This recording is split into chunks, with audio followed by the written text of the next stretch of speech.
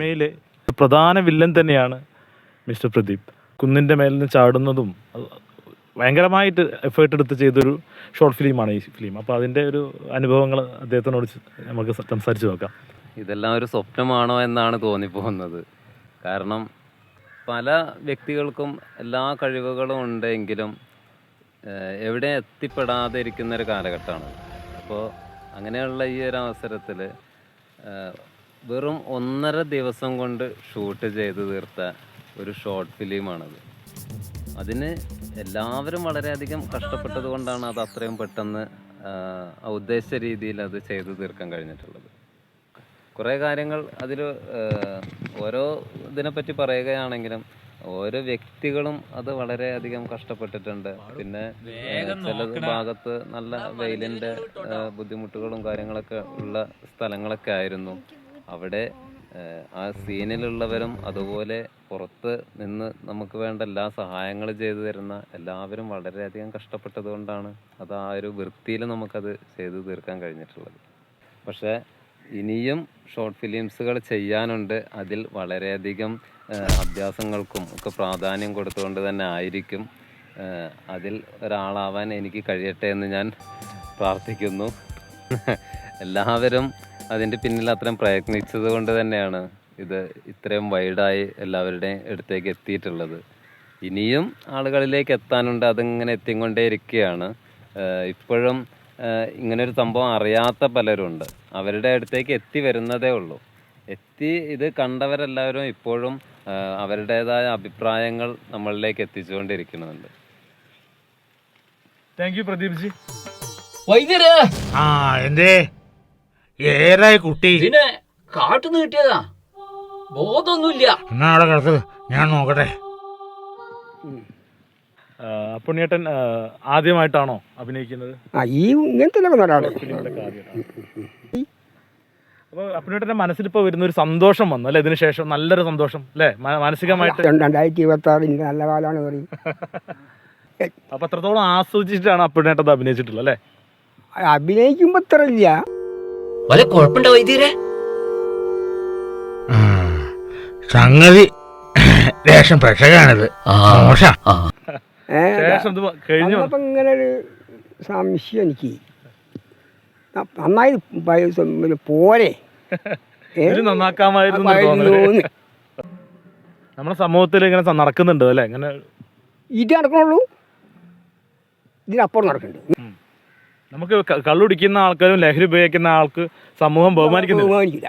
അതാണ് ആഗ്രഹം. അപ്പോൾ ശരിക്കും പറഞ്ഞാൽ ലഹരിയൊക്കെ നിർത്തി കഴിഞ്ഞാൽ ബഹുമാനിക്കും, ജനങ്ങൾ സ്നേഹിക്കും. മറ്റു ഓൻ്റെ തുണക്കാരെ സ്നേഹിക്കുള്ളൂ. അതെ, ഈ മദ്യപാനത്തിൻ്റെ എന്തിൻ്റെയാലും അവൻ്റെ തുണക്കാരുണ്ടാവും. അപ്പോൾ മദ്യപാനവും ലഹരിയും MDMA ഒക്കെ ആരും ഉപയോഗിക്കരുതെന്നാണ് പറയുന്നത് അല്ലേ? ഉപയോഗിക്കാൻ പാടില്ല.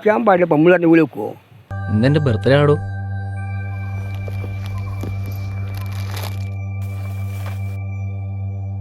വാങ്ങടോ, ഞാൻ എൻ്റെ എല്ലാ കൂട്ടുകാർക്കും കൊടുത്തു. എനിക്ക് മുട്ടായൊന്നും വേണ്ട. നമ്മൾ പറഞ്ഞ പോലെ വെക്കുമോ? സ്വയം നശിക്കരുത്. അത്ര അച്ഛനമ്മമാർക്ക് പങ്കില്ലേ? പങ്കുണ്ട്, പറഞ്ഞോളാം. ഇന്ന് അച്ഛനമ്മ പറഞ്ഞാൽ കേൾക്കൂല, ആ കാലം പോയി. ഇപ്പം നമ്മൾ നീ പറഞ്ഞാൽ കേൾക്കണമെങ്കിൽ നമ്മളുടെ അച്ഛനോ നമ്മളെ അമ്മയോ വേണം. അല്ല നമ്മളെ മക്കളോടോ വേറെ കുട്ടിയോടോ പറഞ്ഞാൽ കേൾക്കൂല. നമ്മൾ അച്ഛൻ അമ്മ ഉണ്ടെങ്കിൽ അച്ഛൻ എന്നെ മതി ചെയ്യാൻ അച്ഛൻ കേൾക്കും. മക്കളോ വേറെ കുട്ടികളോ കേൾക്കൂല. കാലം പോയി. ഇനി അവർക്ക് ഇനി വരുന്ന തലമുറ എന്താവും ദൈവത്തിന് അറിയാൻ പറ്റുള്ളൂ. അതാണ് വരും തലമുറ എവിടെ എത്തും എന്ന് ആർക്കും പറയാൻ പറ്റില്ല. ഈ പോക്ക് പോവുകയാണെങ്കിൽ പറ്റേ പുത്തമ്പുത്തമൊക്കെ. വളരെ സന്തോഷം നമ്മളെ കൂടെ ഇങ്ങനെ ഒത്തുചേരാൻ പറ്റിയില്ല. ഇങ്ങനെ കാണാൻ പറ്റുമെന്ന് ഒരിക്കലും വിചാരിച്ചിട്ടില്ല. വളരെ സന്തോഷം. കുഞ്ഞേട്ടാ, എൻ്റെ മോളെ കണ്ട? ഇല്ലല്ലോ. സ്കൂൾ വിട്ട് ഇതുവരെ വന്നിട്ടില്ല. ഇന്ന് ഉച്ച വരെ ഉള്ളല്ലോ സ്കൂള്. മോള് ഇതുവരെ വന്നില്ലല്ലേ? എവിടെ പോയതാന്ന് എനിക്കറിയില്ല, ഞാനൊന്ന് പോയി നോക്കട്ടെ. ഇതിൻ്റെ കഥ മോഹൻദാസ് ചേട്ടനോട് മാഷ് സംസാരിക്കുമ്പോൾ അപ്പോൾ ഇൻട്രസ്റ്റ് തോന്നിയിരുന്നോ? തീർച്ചയായിട്ടും. ഒരച്ഛൻ മകൾ എന്ന ബന്ധത്തിലേക്ക് പോകുമ്പോൾ എനിക്ക് ഭയങ്കര സന്തോഷമുള്ള കാര്യമാണ്. കാരണം എനിക്കൊരു മകളല്ല, 2 ആൺകുട്ടികളായതുകൊണ്ട് ഒരു മകളെ നമുക്ക് ചേർത്ത് പിടിക്കുക എന്നുള്ളത് ഒരു സന്തോഷമുള്ള കാര്യമായിരുന്നു. അച്ഛാ അച്ഛാ, മോളെ മോളെ നീ എവിടെയായിരുന്നു ഇത്ര നേരം? എനിക്കൊന്നും അറിയില്ല അച്ഛാ. അതോടൊപ്പം ഇതിലെ മെസ്സേജ് നമുക്ക് പ്രധാനമായിരുന്നു. ഈ വളർന്നു വരുന്ന തലമുറയ്ക്ക് വേണ്ടിയിട്ട് കൊടുക്കാൻ പറ്റാവുന്ന ഏറ്റവും നല്ല മെസ്സേജാണ്. കാരണം ഏതൊക്കെ വഴിയിലൂടെയാണ് നമുക്ക് ഒരു ഇത് വരിക എന്നുള്ളത് നമുക്ക് ഒരു തരത്തിൽ പറഞ്ഞു കൊടുക്കാം. ഇതുപോലെ പലതരത്തിലും ഓരോ ഈ ട്രാജഡികൾ വരും. അതെങ്ങനെയെന്നുള്ളത് നമ്മൾ ആ സമയത്ത് കാണുമ്പോഴേ മനസ്സിലാവുള്ളൂ. ഇത് നമുക്ക് ഒരു മിഠായിലൂടെ കൊടുത്തിട്ട് ആ കുട്ടീനെ വശത്താക്കുന്ന ഒരു ഇതാണ്. അതുപോലെ പലതും സമൂഹത്തിൽ നടക്കുന്നുണ്ട്, വരാനും സാധ്യതയുണ്ട്. അതിലൊക്കെ അകപ്പെടാതെ കുട്ടികൾ ശ്രദ്ധിച്ച് നടക്കണം എന്നാണ് ഇതിൽ പറയാനുള്ളത്. ഞാൻ ചോദിക്കുന്നു, മാഷ കൂടെ കുൻഫു അഭ്യസിച്ചിട്ടുണ്ട് അല്ലേ? മാഷ സ്റ്റുഡൻ്റാണ്. സ്റ്റുഡൻ്റാണ്. അന്നും മാഷ്ക്ക് ഈ കലാപരമായുള്ള ഈ സിനിമയും നാടകവും അങ്ങനെയുള്ള സംഭവങ്ങളൊക്കെ അന്നും ഉണ്ടായിരുന്നോ? അന്നും അദ്ദേഹം സിനിമാ ഫീൽഡിലായിരുന്നു പോയിരുന്നത്. നമ്മളെ അദ്ദേഹത്തിൻ്റെ കല്യാണത്തിനൊക്കെ നമ്മളെ മാള അരവിന്ദച്ചേട്ടനൊക്കെ വീട്ടിലൊക്കെ വന്നിട്ടുണ്ടായിരുന്നു. ഞങ്ങളവിടെ ഇരുന്നിട്ട് ആളവിടെ ഇരിക്കുമ്പോൾ ഈ പറമ്പിലാണ് അവിടെ ഉണ്ടായിരുന്നത്. അദ്ദേഹത്തിൻ്റെ വീട്ടിൽ വന്ന് കല്യാണത്തിൻ്റെ തലേന്നൊക്കെ വന്നിട്ടുണ്ടായിരുന്നു. ഞാൻ കണ്ടിട്ടുണ്ടായിരുന്നു. എന്നാലും നമ്മളൊന്നും കൂടുതൽ അടുത്തൊക്കെ ഇരുന്ന് മാളച്ചേട്ടനെ തൊടുക എന്നല്ലാതെ നമുക്കൊരു ബന്ധമൊന്നും ഉണ്ടായിരുന്നില്ല. ഇനി ഇതുപോലെ എന്തെങ്കിലും നല്ലൊരു അവസരമൊക്കെ വന്നു കഴിഞ്ഞാൽ ഇനിയും അഭിനയിക്കണം എന്ന് താല്പര്യമുണ്ടോ? എനിക്ക് അഭിനയിക്കാൻ ഭയങ്കര ഇഷ്ടമാണ്. അതുകൊണ്ട് തന്നെ ഞാൻ അദ്ദേഹം പറഞ്ഞ സമയത്തൊക്കെ ഞാൻ അഭിനയിക്കാറുണ്ട്. ഇനിയൊരവസരം വരുമ്പോൾ വീണ്ടും അഭിനയിക്കും. ഇതിൽ വളരെ സന്തോഷം. നമ്മുടെ നിങ്ങൾ കുറച്ച് സമയം നമ്മുടെ ഈ പ്രോഗ്രാമിന് വേണ്ടി സ്പെൻഡ് ചെയ്ത് വളരെ സന്തോഷം. Thank you. ഫിലിമിലെ പ്രധാന കഥാപാത്രമായ വന്ദന നമ്മോടൊപ്പം ഉണ്ട്. നമുക്ക് വന്ദനയോട് സംസാരിക്കാം. നമസ്കാരം വന്ദനക്കുട്ടി. നമസ്കാരം. ഇപ്പോൾ വന്ദനക്കുട്ടി ഇപ്പോൾ എത്രാമത്തെ ഷോർട്ട് ഫിലിമാണ് അഭിനയിക്കുന്നത്? മൂന്നാമത്തെ ആണല്ലേ? എന്തായിരുന്നു വന്ദനമോളുടെ ഒരു എക്സ്പീരിയൻസ് ഈ മാഷ കൂടെ അഭിനയിച്ചിട്ടുള്ള? എനിക്ക് ഈ ഒരു കഥാപാത്രം കിട്ടിയതിൽ എനിക്ക് വളരെ സന്തോഷമുണ്ട്. പിന്നെ എൻ്റെ കൂട്ടുകാരെ വോയിസ് ഓവർ കൊടുത്തല്ലോ, എനിക്കറിയില്ലായിരുന്നു എൻ്റെ ശബ്ദം മാത്രമേ കൊടുക്കാറുള്ളൂ എന്നാണ് ഞാൻ ആദ്യം കരുതിയത്. പിന്നെ അവരുടെയും കൂടി കൊടുത്തു നോക്കുമ്പോൾ എനിക്ക് അറിയില്ലായിരുന്നു ഇത്ര ഒരു പെർഫെക്ഷൻ കിട്ടുന്നുള്ളത്. ഇന്ന് കടല കൊടുത്തിട്ടില്ലേ? മറന്നടി. ഒന്ന് അടങ്ങിയിരിക്കടേ. ഇന്ന് ഉച്ചയ്ക്ക് സ്കൂൾ വിട്ട് വീട്ടിൽ അറിഞ്ഞിട്ടുണ്ടാവോ? ഗ്രൂപ്പിലിട്ടാ പിന്നെ എല്ലാരും അറിയില്ലടി. പിന്നെ എന്തിനാടി ഗ്രൂപ്പ്? എല്ലാ വീട്ടിലും അറിയും ഇന്ന് സ്കൂൾ ഉച്ച വരെ ഉള്ളൂന്ന്. നമ്മൾ 4-5 പേര് മാത്രല്ലേ ട്യൂഷൻ ഇരുന്നിട്ടുള്ളൂ. സമയം കൊറേ നന്നായിട്ട് വിശക്കണുണ്ട്. നമുക്ക് പോവല്ലേടി? വൈകുന്നേരം ഇവിടെ ഇരിക്കണ ആ സുഖമൊന്നും ഇപ്പൊ കിട്ടൂല. നമുക്ക് പോവാ വരി. എന്നാ ഞങ്ങൾ പോട്ടടി. എന്നാ ശരി. Okay bye. കണ്ടുനോക്കുമ്പോ അടിപൊളിയായിരുന്നു. ആ സ്കൂളിൽ നിന്നൊക്കെ ഭയങ്കര റെസ്പോൺസ് ആയിരുന്നു. സ്കൂളിൽ നിന്ന് നല്ല റെസ്പോൺസ് കിട്ടിയല്ലേ? അപ്പോൾ എന്താണ് മോക്ക് ഫീല് വന്നത്? എന്താ ഇത് കണ്ടപ്പോൾ?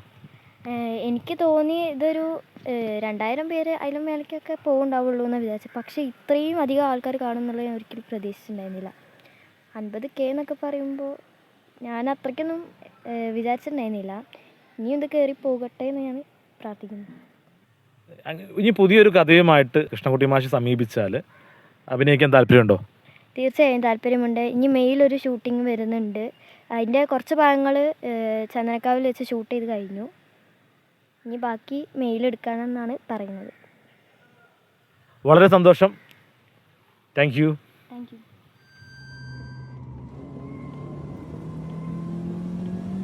അപ്പോൾ ചേട്ടാ എങ്ങനെയാണ് ഇത് എങ്ങനെ നടക്കുന്നു? ഇതൊക്കെ ഒരു അത്ഭുതം തന്നെയാണ്.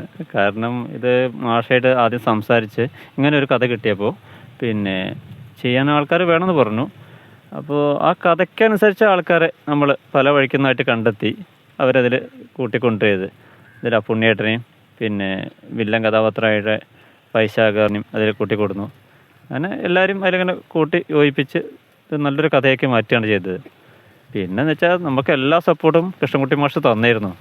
എല്ലാ നിർദ്ദേശം സമയത്തിനനുസരിച്ച് രാത്രിയാണെങ്കിൽ എപ്പോഴാണ് ഫോൺ ചെയ്താൽ എടുക്കും, നമ്മളായിട്ട് സംസാരിക്കും. അങ്ങനെ നമുക്ക് നല്ലൊരു അനുഭവം ഉണ്ടായത്. ശരിക്കും നല്ലൊരു പ്ലാനിങ് ഉണ്ടായിരുന്നോ?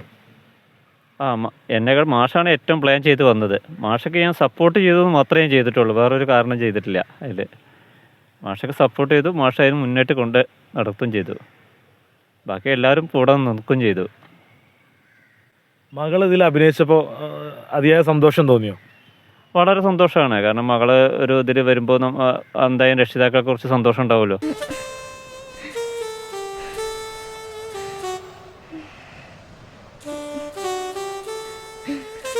ആ സന്തോഷം കുറച്ച് എനിക്കും ഉണ്ടായിരുന്നു. കൂടുതലുണ്ടെന്ന് പറയാം. ഇന്ന് കലയെ അത്രമാത്രം ഇന്നത്തെ രക്ഷിതാക്കൾ പ്രോത്സാഹിപ്പിക്കുന്നുണ്ടോ?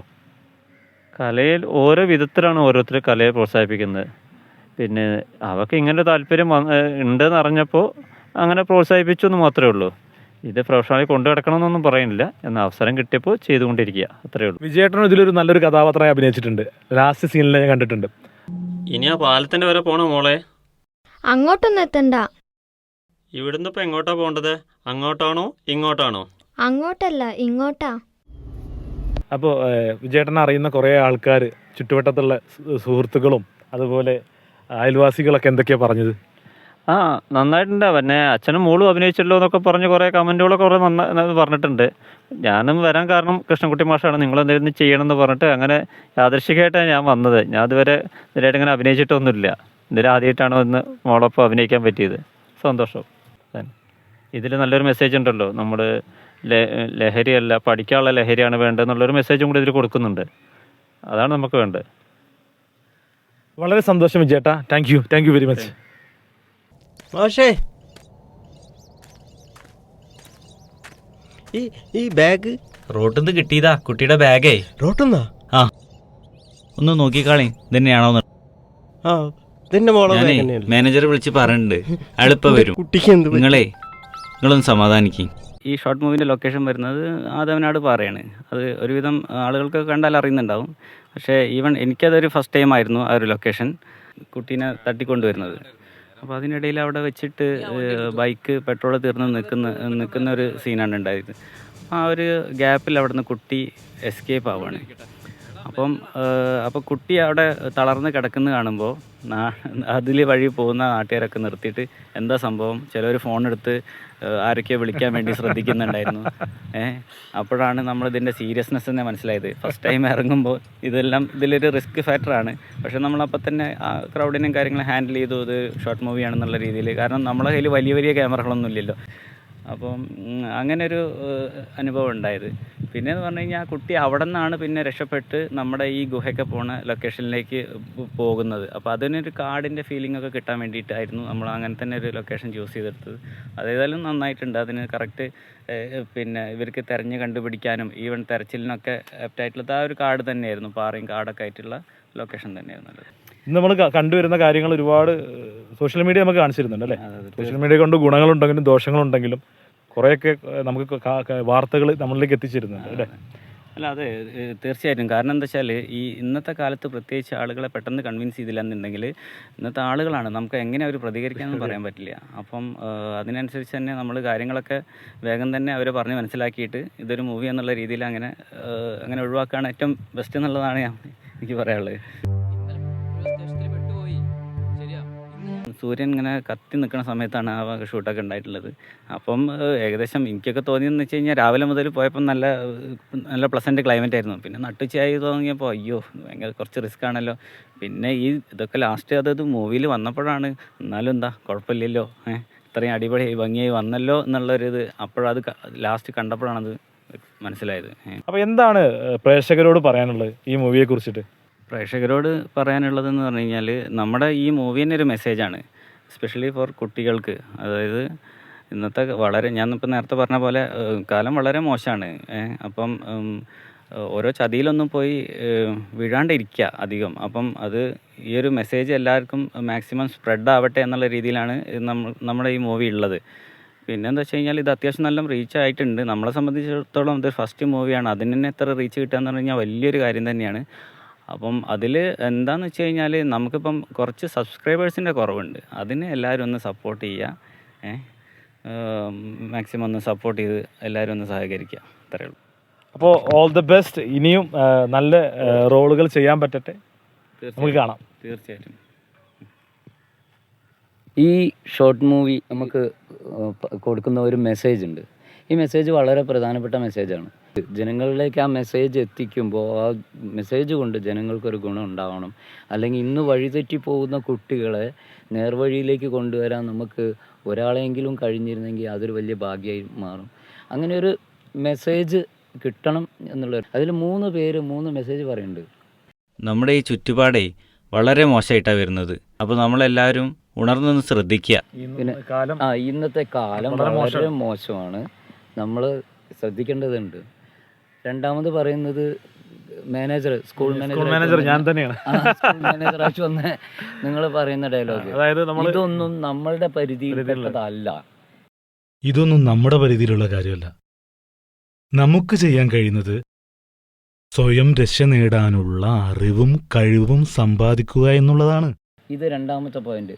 മൂന്നാമത്തെ പോയിന്റ് വിജയേട്ടൻ അതിൽ പറഞ്ഞിട്ടുണ്ട്. ഒരു ഡ്രൈവറായിട്ട്, ഒരു മുതലാളി ഡ്രൈവറായിട്ട് വന്ന് പറയുകയാണെങ്കിൽ പോലും ആ പറയുന്ന പോയിൻ്റൊക്കെയാണ് നമ്മളുടെ പ്രധാനപ്പെട്ട പോയിന്റുകൾ. അദ്ദേഹം പറയുന്നത് ഇന്നിപ്പോൾ ഇത്രയേ സംഭവിച്ചുള്ളൂ, വളരെ സിമ്പിളായിട്ടാണ് പറയുന്നത്. ഇതിപ്പോൾ ഇത്രയേ സംഭവിച്ചുള്ളൂ, ഇതിൽ വലുത് എന്തും ആവാം, എന്തൊക്കെ സംഭവിക്കാം. ഇപ്പോൾ ഇങ്ങനെ സംഭവിച്ചിട്ടുള്ളൂ, ഇത് എങ്ങനെ വേണമെങ്കിലും സംഭവിക്കാം, സൂക്ഷിക്കണം. ഇതിൻ്റെ അടുത്ത സ്റ്റെപ്പിലേക്ക് വെറുതെ ഒന്ന് ചിന്തിച്ച് നോക്കിയാൽ മതി, എന്തൊക്കെ സംഭവിക്കാം. വളരെ സിമ്പിളായിട്ടാണ് അദ്ദേഹം അത് പറഞ്ഞെങ്കിലും ആ മെസ്സേജ് ശരിക്കും ഉൾക്കൊള്ളേണ്ടതുണ്ട്. ഈ 3 കാര്യങ്ങൾ മാത്രം കേട്ടാലും ആ മെസ്സേജ് ഉണ്ട് അതിനകത്ത്. ബാക്കിയൊക്കെ ഒരു സ്റ്റോറിയാണ്. ഒറ്റയ്ക്കുള്ളോ? അങ്ങനെ പറഞ്ഞു പറഞ്ഞു ഇതിലാരും അഭിനയിച്ചിട്ടില്ല. സത്യമാണത്, ഇതിലാരും അഭിനയിച്ചിട്ടില്ല. ജീവിക്കുകയായിരുന്നു, അഭിനയിക്കുകയല്ല ചെയ്ത്, ജീവിക്കുകയായിരുന്നു. അതിന് ഏറ്റവും പ്രധാനപ്പെട്ട ഒരു ഉദാഹരണമാണ് വന്ദന. എടി അഞ്ചു വേം പാടി. അഞ്ചു അതിൽ ശരിക്കും പറഞ്ഞാൽ അഞ്ചു ആയിരുന്നു, അതിൽ വന്ദന അല്ലായിരുന്നത്. അഞ്ചു ആയതുകൊണ്ടാണ് അവിടെ ജീവിക്കാൻ പറ്റിയത്. വന്ദനയാണെങ്കിൽ അഭിനയിക്കേണ്ടി വരുമായിരുന്നു. ആ ചെയ്ത ആ കഥാപാത്രങ്ങളെ ജീവിപ്പിക്കുക എന്നുള്ളതായിരുന്നു ഇവരെല്ലാവരും ശ്രമിച്ചുകൊണ്ടിരുന്നിരുന്നത്. വന്ദന മാത്രമല്ല കേട്ടോ, എല്ലാവരും അതെ, എല്ലാവരും. അതായത് അതുപോലെ അതിപ്പോൾ പറഞ്ഞു വന്നതെന്ന് വെച്ചാൽ അച്ഛൻ പറഞ്ഞ ഡയലോഗിൻ്റെ കാര്യമാണ്. വന്ദനയുടെ അച്ഛൻ പറഞ്ഞ ഡയലോഗിൻ്റെ കാര്യമാണ് പറഞ്ഞു വന്നത്. സിമ്പിളായിട്ട് പറഞ്ഞത്, ഇതിപ്പോൾ ഇത്രയേ സംഭവിച്ചുള്ളൂ, ഇതെന്തൊക്കെ ആയി മാറാം. വെറുതെ ഒന്ന് എക്സ്പ്ലെയിൻ ചെയ്ത് നോക്കൂ, അതായത് മനസ്സിൽ വെച്ചിട്ട് അതൊന്ന് വികസിപ്പിച്ച് നോക്കൂ.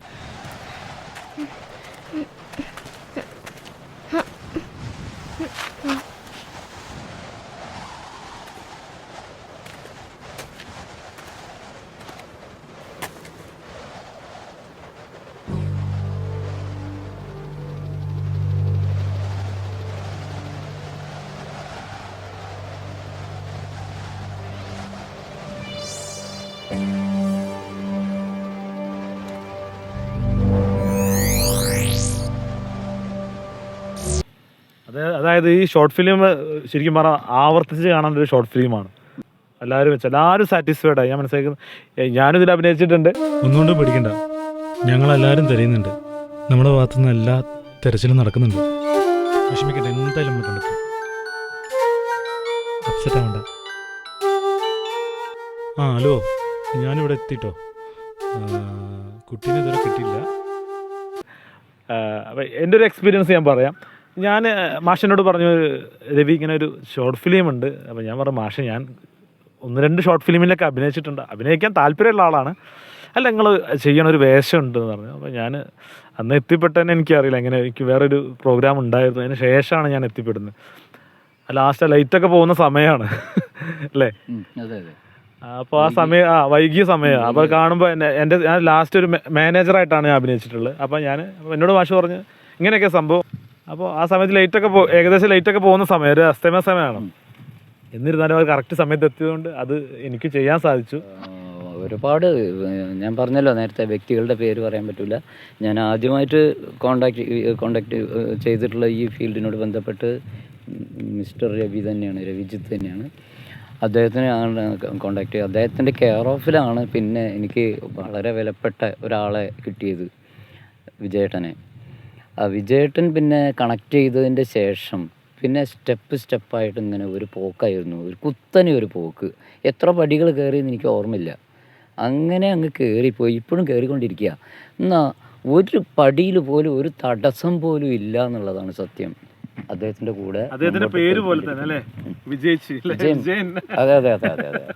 വിജയം വിജയത്തിൽ നിൽക്കുന്ന ഒരു വ്യക്തി തന്നെയാണ് അദ്ദേഹം. അദ്ദേഹത്തിൻ്റെ കൂടെ ഞാൻ നിന്നപ്പോൾ എനിക്കും അത് കിട്ടി, വിജയം കിട്ടി.